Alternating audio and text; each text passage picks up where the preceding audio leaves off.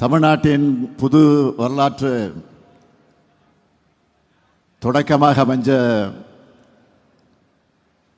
நீதி கட்சியின் சுப்பராயலு ரெட்டியார் பிறந்த மாவட்டம் இந்த கடலூர் மாவட்டம். இப்படிப்பட்ட பெருமை வாய்ந்த இந்த மாவட்டத்தில் இந்த அரசு விழாவை ஏற்பாடு செஞ்சிருக்கக்கூடிய இந்த மண்ணின் மைந்தர்களான மாண்புமிகு வேளாண் துறை அமைச்சர் ஆரையூர் சகோதரர் எம்.ஆர்.கே. பன்னீர்செல்வம் அவர்களையும்,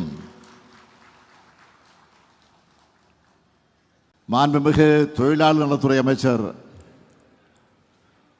அருமை சகோதரர் சி.வி. கணேசன் அவர்களையும்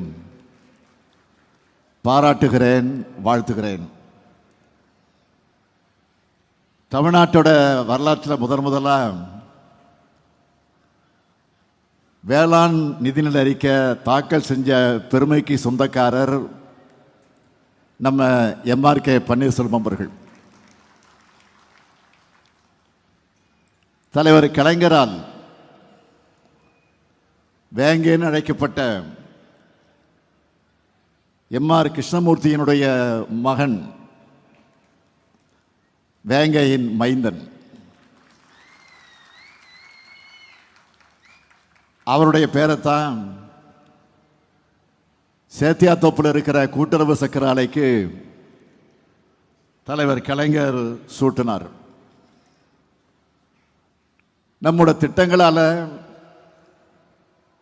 மண்ணும் செழித்தது, மக்களும் மகிழ்ந்தார்கள் என்ற வரலாற்றை உருவாக்கி இருப்பவர்கள்தான்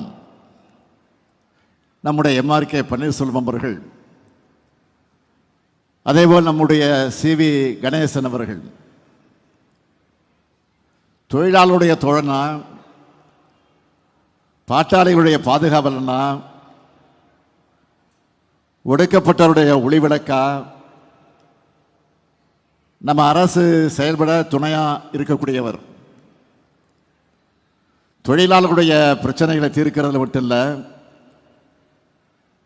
இளைஞர்களை திறன்மிக்கவர்களாக வளர்த்தெடுத்து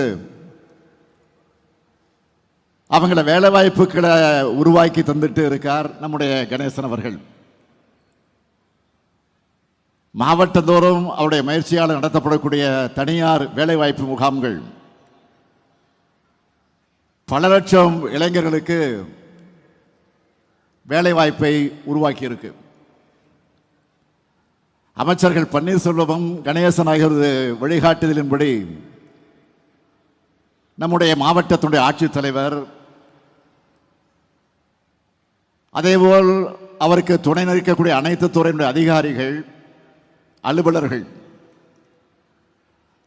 அவருடைய செயல்கள்லாம் வேகத்தோடு இந்த விழா மிகப்பெரிய எழுச்சியோடு ஏற்பாடு செய்யப்பட்டிருக்கிறது.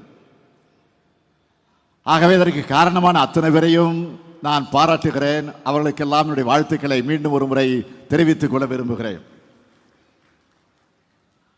திராவிட முன்னேற்ற கழக அரசு அமைகிற போதெல்லாம் இந்த கடலூர் மாவட்டத்திற்கு ஏராளமான திட்டங்கள் உருவாக்கி தரப்பட்டிருக்கு. கடலூர் மாவட்டத்துக்கு கலைஞருடைய ஆட்சி காலத்தில் ஏராளமான சாதனைகளை செஞ்சு கொடுத்திருக்கிறோம். 52 கோடி ரூபாய் மதிப்பில் பாலம் கட்டின அரசு தான் திராவிட முன்னேற்ற கழகத்துடைய அரசு.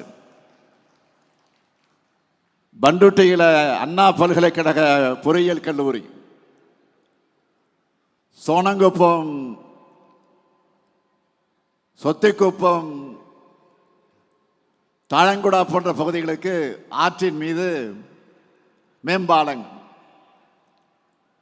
உறையூரில் துணை மின் நிலையம், நெல்லைக்குப்பத்தில் புதிய பேருந்து நிலையம், பண்டுட்டியில் ஒருங்கிணைந்த நீதிமன்ற வளாகம், கடலூரில் மாவட்ட காவல்துறை அலுவலகம், நீதிமன்ற கட்டடம், வட்டாட்சியர் அலுவலக கட்டடம், காட்டுமன்னார் கோயிலில் வட்டாட்சியர் அலுவலகம், குறிஞ்சிப்பாடி புதிய தாலுகா உருவாச்சு, குறிஞ்சிப்பாடியில் புதிய மருத்துவமனை, திருப்பாதிரி புலியூர் சுரங்கப்பாதை, ரயில்வே மேம்பாலம், இப்படி சொல்லிக்கொண்டே போகலாம். அந்த வரிசையில் கடந்த 3.5 ஆண்டு காலத்தில் கடலூர் மாவட்டத்துக்கு புதிய திட்டங்கள், சாதனைகள் செஞ்சு தரப்பட்டிருப்பதை நீங்கள் இந்த வீடியோவில் பார்த்தீங்க. அதில் சிலவற்றை மாத்திரம் உங்களுக்கு நான் குறிப்பிட்டு சொல்ல விரும்புகிறேன். சிதம்பரத்தில் புதிய பேருந்து நிலையம் அமைக்கக்கூடிய பணிகள் நடந்து கொண்டிருக்கிறது. பிச்சாவரம் சுற்றுலா மைய மேம்பாட்டு பணிகள் நடந்து கொண்டிருக்கிறது. கடலூர் மாநகராட்சி அண்ணா பாலத்துக்கு அருகே கெடிலம் ஆற்றின் குறுக்கே புதிய பாலம் அமைக்கும் பணி நடைபெற்று வருகிறது. சிதம்பரம் கூட்டு குடிநீர் திட்டம் 255 கோடியே 64 லட்சம் ரூபாய் மதிப்பீட்டில் நடைபெற்று வருகிறது.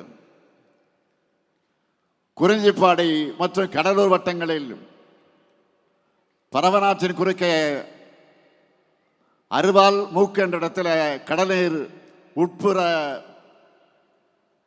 உட்புகிறத தடுக்கவும்,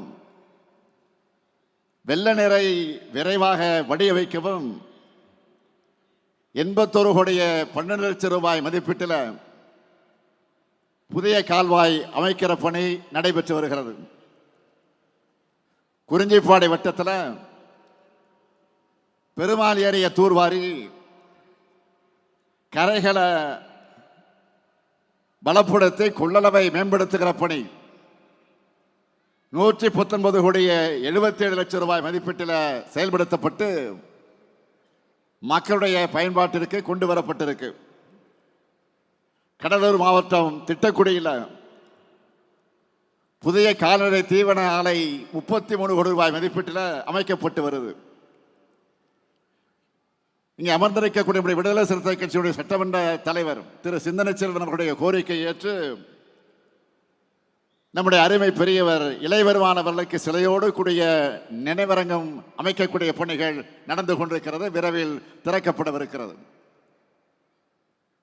கடந்த 4 ஆண்டுகளில் 77 மருத்துவ உட்கட்டமைப்புகள் செஞ்சு தரப்பட்டிருக்கு.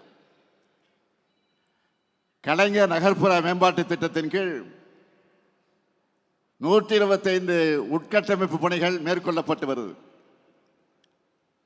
முதலமைச்சரின் சாலை கிராம மேம்பாட்டு திட்டத்தின் கீழ் 789 கிலோமீட்டர் சாலைகளும், நகர்ப்புற பகுதிகளில் 590 கிலோமீட்டர் சாலைகளும், நெடுஞ்சாலைத்துறையால் 778 கிலோமீட்டர் சாலைகளும் மேம்படுத்தப்பட்டிருக்கு. 50 பாலங்கள் கட்டுகிற பணிகள், அதை கட்டுகிற பணியை திட்டமிட்டு 39 பாலங்கள் மக்களுடைய பயன்பாட்டுக்கு வந்திருக்கிறது. 1044 கோயில்களில் திருப்பணிகள் செய்யப்பட்டிருக்கு. 97 திருக்கோயிலுக்கு குடமுழுக்கு நடத்தி இருக்கிறோம். இப்படி இன்னும் நிறைய இருக்கு.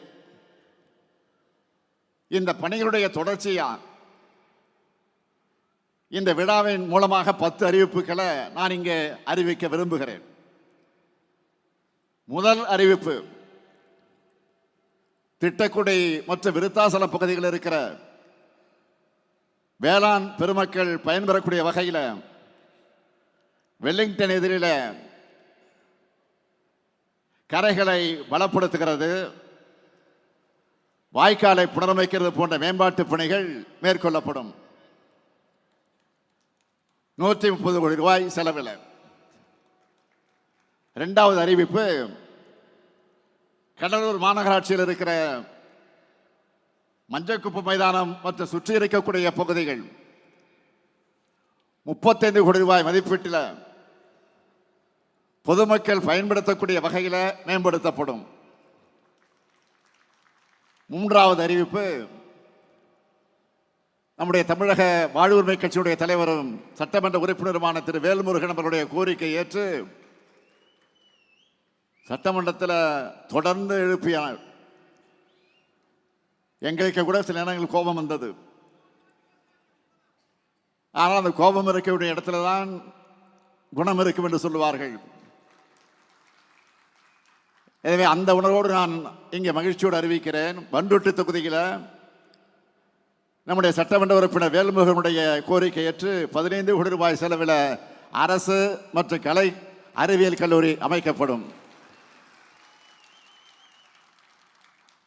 4வது அறிவிப்பு, புவனகிரி மற்றும் சிதம்பரம் பகுதி மக்களுக்கு பயனளிக்கக்கூடிய வகையில்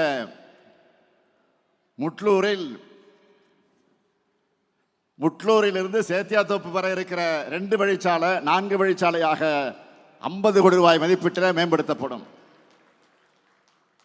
5வது அறிவிப்பு, நெய்வேலி பகுதியில் கெடிலம் ஆற்றங்கரையில் செம்மேடு, சிறுவாத்தூர், இளந்தம்பட்டு கிராமங்களில் 36 கோடி ரூபாய் செலவில் வெள்ளத்தடுப்பு மற்றும் சீரமைப்பு பணிகள் மேற்கொள்ளப்படும். 6வது அறிவிப்பு, திருவந்திபுரம் கோயிலுக்கு செல்லும் பக்தர்கள் பயன்பெறக்கூடிய வகையில் எம்புதூர் முதல் திருவந்திபுரம் வரை இருக்கக்கூடிய சாலை 7 கோடி ரூபாய் மதிப்பீட்டில் மேம்படுத்தப்படும். 7வது அறிவிப்பு, குறிஞ்சிப்பாடியில் புதிய வட்டாட்சியர் அலுவலக கட்டடம் 6 கோடி 50 லட்சம் ரூபாய் செலவில் அமைக்கப்படும். 8வது அறிவிப்பு, காட்டுமன்னார் கோயில், சிதம்பரம் மற்றும் புவனகிரி பகுதிகளுக்கு பாசன ஆதாரமாக விளங்குகிற வீராணம் ஏரி மேம்படுத்தப்படும். இது விவசாயிகளுடைய நீண்ட நாள் கோரிக்கை. அதை ஏற்று 63 கோடி 50 லட்சம் ரூபாய் மதிப்பீட்டில் அந்த பணிகள் மேற்கொள்ளப்படும். சிந்தனை செல்வன் கரவொலி எழுப்புகிறார். 9வது அறிவிப்பு, கடலூர் வட்டத்தில் பருவமழை காலங்களில் ஏற்படக்கூடிய வெள்ள பாதிப்புகளை குறைக்க தென்பெண்ணை ஆற்றில் 57 கோடி ரூபாய் மதிப்பீட்டில் வெள்ளத்தடுப்பு பணிகள் மேற்கொள்ளப்படும். 10வது அறிவிப்பு, இன்னைக்கு உலக தாய்மொழிகள் நாள். நம்முடைய தாய்மொழியான தமிழை காக்க தன்னிறைந்த மாணவர் ராசேந்திரன் நினைவிடம் புதுப்பிக்கப்படும். திட்டங்கள் மட்டுமல்ல, ஒவ்வொரு தனி மனிதருக்கும் தேவையான நன்மைகளை செய்கிற அரசா நம்முடைய அரசு இருக்கு. திட்டங்கள்ல ஏதோ மேடைகள் அறிவிச்சோம், கோப்புகள் இருக்குன்னு சொல்லாம மக்களுடைய இதயங்களை கொண்டு போய் சேர்க்கிற வரைக்கும் அந்த நன்மைகளை கொண்டு போய் சேர்க்கிற அரசாக திமுக அரசு விளங்கி கொண்டிருக்கிறது. என்னுடைய ஒரே இலக்கு மக்கள் தான். மக்களுக்கான நன்மைதான், மக்களுடைய மகிழ்ச்சி தான். மகாபாரதத்தில் வர்ற ஒரு கதையை தலைவர் கலைஞர் அவர்கள் அடிக்கடி சொல்வார். மர கிளையில் அமர்ந்திருக்கக்கூடிய கிளியினுடைய கழுத்துக்கு குறி வச்சு அம்பால் அடிக்கணும்னு சீடர்களுக்கு கட்டளையிட்டார் குருநாதர். ஒவ்வொரு சீடரும் வில்லை பிடிச்சு குறி பார்த்தாங்க. யார் யாருக்கு என்ன தெரியுதுன்னு குரு கேட்டார். ஒருவர் சொன்னார் மரம் தெரியுதுன்னார். இன்னொருவர் கிளை தெரியுதுன்னார். மற்றொருவர் குருவி தெரியுதுன்னார். ஒரே ஒருவர் தான், குருவே எனக்கு குருவியினுடைய கண் தெரியுதுன்னு சொன்னாராம். ஆக லட்சியவாதிக்கு அவருடைய கொள்கைகள் மட்டும்தான் தெரியணும்னு எடுத்துக்காட்டா நம்முடைய தலைவர் கலைஞர் அவர்கள் இந்த கதையை சொல்வார். அதே போல நாம செய்ய வேண்டிய நன்மை மட்டும்தான் என்னுடைய கண்ணுக்கு தெரியும். அவதூறுகள், வீண் புகார்கள், வெட்டி பேச்சுக்கள்ல நான் கவனத்தை செலுத்துறது இல்லை. அதனாலதான் இந்த 3 ஆண்டு காலத்தில் ஏராளமான திட்டங்களை தீட்ட முடிஞ்சது. நான் போகிற இடமெல்லாம் மக்கள் முகங்களை பார்க்கிறேன். ஆக முகத்தில் தெரியக்கூடிய மகிழ்ச்சியை பார்க்கிறேன். அதுதான் விடியலுடைய அடையாளம். ஒரு 3 கிலோமீட்டர் தூரம் நடந்து வந்தேன். அங்கிருந்து ஒரு 10 நிமிடத்தில் அல்ல 5 நிமிடத்தில் வந்து சேர்ந்துவிட முடியும். ஆனால் ஏறக்குறைய 1.5 மணி நேரம் 2 மணி நேரம் நான் நடந்தே வந்தேன். காரணம் என்ன? இது இங்கு மட்டுமல்ல, எந்த மாவட்டத்திற்கு போனாலும் இதே நிலைதான்.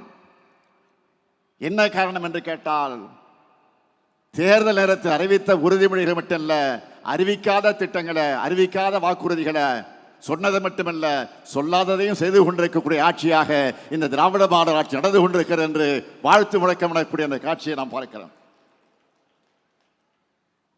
இந்த சமூகத்தை தாங்கி நிற்கிற தூணா விளங்கக்கூடிய மகளுடைய வாழ்வுக்கு துணையா மாதம் 1000 ரூபாயை 1,14,00,000 சகோதரிகளுக்கு உரிமை தொகையாக கொடுக்கிறோம். எங்க அண்ணன் ஸ்டாலின் தர சீருன்னு என் சகோதரிங்க சொல்றதுதான் எனக்கான பெருமை. பெண்கள் கல்வி வேலை வாய்ப்பு பெற்று வாழ்க்கையில முன்னேற ஏராளமான திட்டங்களை செயல்படுத்தி கொண்டிருக்கிறோம். மகளிருடைய முன்னேற்றத்திற்கு சின்ன தடை கூட ஏற்படக்கூடாதுன்னு நான் நினைக்கிறேன். அதனாலதான் ஆட்சி பொறுப்புக்கு வந்தவுடனே விடியல் பயண திட்டத்தை செயல்படுத்தினேன். இது மாதிரியான திட்டங்கள் தேவையுள்ள அத்தனை பேருக்கும் பாகுபாடு இல்லாம கிடைக்கணும்னு நினைக்கிறேன். அதனாலதான் மகளிருக்கு ஆரம்பிக்கப்பட்ட இந்த திட்டத்தில் அடுத்ததா திருநர்கள், மாற்றுத்திறனாளிகள், அவர்களோட துணையர்னு எல்லோருக்கும் விடியல் பயணத்தோட பயனை வழங்கணும். அதே மாதிரி தான் வறுமையின் அடையாளம் அல்ல, பெருமையின் அடையாளமாக விளங்குகிற நம்முடைய அரசு பள்ளி மாணவ மாணவியர் கல்வியில உயர்ந்து நிற்கணும். அவங்களுக்கு எல்லா வாய்ப்புகளும் கிடைக்கணும்னு பார்த்து பார்த்து திட்டங்களை செயல்படுத்துகிறோம். காலையில் பள்ளிக்கு வர குழந்தைகள் வயிற்று பசியோடு இருக்கக்கூடாதுன்னு காலை உணவு திட்டம் கொண்டு வந்தோம். அரசு பள்ளிகளில் படித்து உயர்கல்விக்கு போகிற மாணவிகளுக்கும் மாணவர்களுக்கும் புதுமை பெண் மற்றும் தமிழ் புதல்வன் ஆகிய திட்டங்களில் மாதம் 1000 ரூபாய்னு ஆண்டுக்கு 12,000 ரூபாய் வழங்குகிறோம். நம்முடைய மாணவர்கள் வகுப்பறை கல்வியை தாண்டி தங்களுடைய திறமைகளை வளர்த்து கொண்டு பெரிய பெரிய வேலைகளுக்கு போகணும்னு, தங்களுடைய குடும்பங்கள் நல்லபடியாக பார்த்துக்கணும்னு நான் முதல்வன் திட்டத்தை செயல்படுத்தி கொண்டிருக்கிறோம். கல்வியை போலவே மருத்துவமும் தடையில்லாமல் கிடைக்க மக்களை தேடி மருத்துவம்னு ஒவ்வொருத்தருடைய வீடுகளுக்கே போய் அவங்களை கவனிச்சுக்கிறோம். தொற்றா நோய்கள் அது பற்றிய விழிப்புணர்வு இல்லாமல் இருந்த மக்கள் பலரை அந்த நோய்கள் இருந்து காப்பாற்றி இருக்கிறோம். அடுத்து பெரும்பாலான மக்கள் பாதிக்கப்படக்கூடிய சுகர், நீரிழிவு நோயால தான் பல தங்களுடைய கால்களை இழக்க நேரிடுகிறது. இதை தடுப்பதற்காக பாதம் பாதுகாப்பு என்ற திட்டத்தை சிறப்பாக இப்பொழுது செயல்படுத்தி கொண்டிருக்கிறோம். அதே போல மாரடைப்பு பல உயிர்களுக்கு உயிரிழப்புகளுக்கு காரணமாக இருக்கிறது.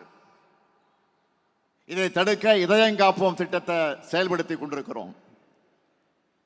விபத்து ஏற்பட்டால் முதல் 48 மணி நேர சிகிச்சைக்கான செலவை அரசை ஏற்றுக்கக்கூடிய வகையில் இன்னுயிர் காப்போம் நம்மை காக்கும் 48 திட்டத்தின் மூலமா பல ஆயிரம் உயிர்களை காப்பாற்றி கொண்டிருக்கிறோம்.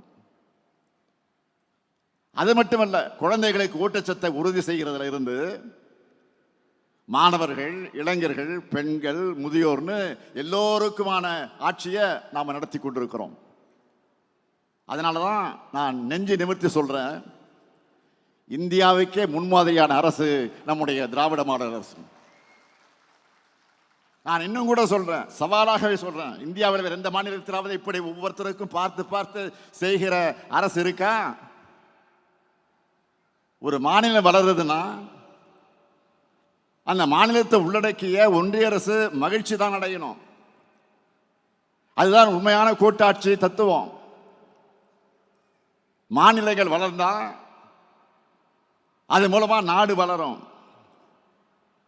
மாநிலத்தினுடைய வளர்ச்சியால நாடுதான் பயன்பெறும், நாடுதான் பலம் பெறும். ஆனால் இன்றைக்கு ஒன்றியத்தை ஆளக்கூடிய அரசு மாநிலனுடைய வளர்ச்சியை பார்த்து பொறாமைப்படுகிற அரசாக இருக்கு. மாநில வளர்ச்சியை தடுக்கிற அரசாக இருக்கு. ஜிஎஸ்டி மூலமா நம்ம மாநிலத்தோட நிதியினுடைய வளத்தை மொத்தமா கபலீகரம் செஞ்சாங்க. மாநிலங்களுக்கு தர வேண்டிய நிதியை தர மறுக்கிறாங்க. மாநிலங்களுக்கு புதிய திட்டங்களை அறிவிக்க மறுக்கிறாங்க. ஒன்றிய அரசு மாநில அரசும் இணைந்து நிறைவேற்ற வேண்டிய திட்டங்களுக்கான தொகையை கூட தர மறுக்கிறாங்க. இது எல்லாத்தையும் சகிச்சுக்கிட்டோம், சமாளிச்சுக்கிட்டும் தான் நாம திட்டங்களை தீட்டி வருகிறோம். அதையும் தாண்டி வளர்ந்து கொண்டிருக்கிறோம். அதுதான் இன்றைக்கு அவங்க கண்ணை உறுத்திக்கிட்டு இருக்கு. அதை தடுக்க பல்வேறு தடைகளை உருவாக்குறாங்க. புதிய புதிய சட்டங்கள் மூலமா சட்டங்களை உருவாக்குறாங்க. தேசிய கல்விக் கொள்கை என்ற பெயர்ல நம்ம பிள்ளைகள் படிச்சு முன்னேறுவதை தடுக்க பார்க்கிறாங்க. படிக்க கூடாது, பள்ளிக்கூடங்களை மிதிக்க கூடாது, வேலைகளை அடையக்கூடாதுன்னு 100 ஆண்டுகளுக்கு முன்னால வரைக்கும் நம்ம மக்கள் ஒதுக்கப்பட்டாங்க.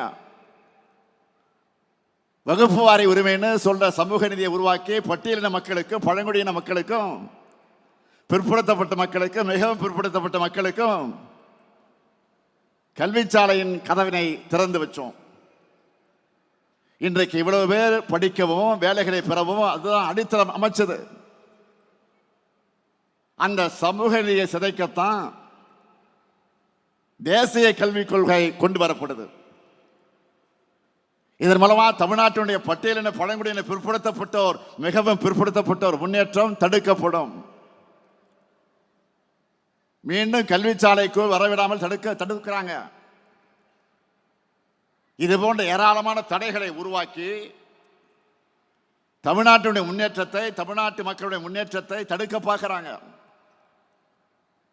தமிழ்நாட்டு மாணவர்களுக்காகவும் ஆசிரியருடைய சம்பளத்துக்காகவும் ஆண்டுதோறும் வழங்கப்படக்கூடிய 2152 கோடி ரூபாய் ஆக அந்த நிதியை உடனடியாக விடுவியுங்கள் என்று நேற்றைய தினம் நம்முடைய மாண்புமிகு இந்திய நாட்டினுடைய பிரதமர் நரேந்திர மோடி அவர்களுக்கு தமிழ்நாட்டினுடைய முதலமைச்சர் என்ற முறையில் நான் கடிதம் எழுதினேன்.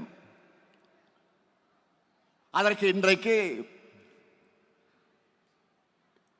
ஒன்றியத்தினுடைய கல்வி அமைச்சராக இருக்கக்கூடிய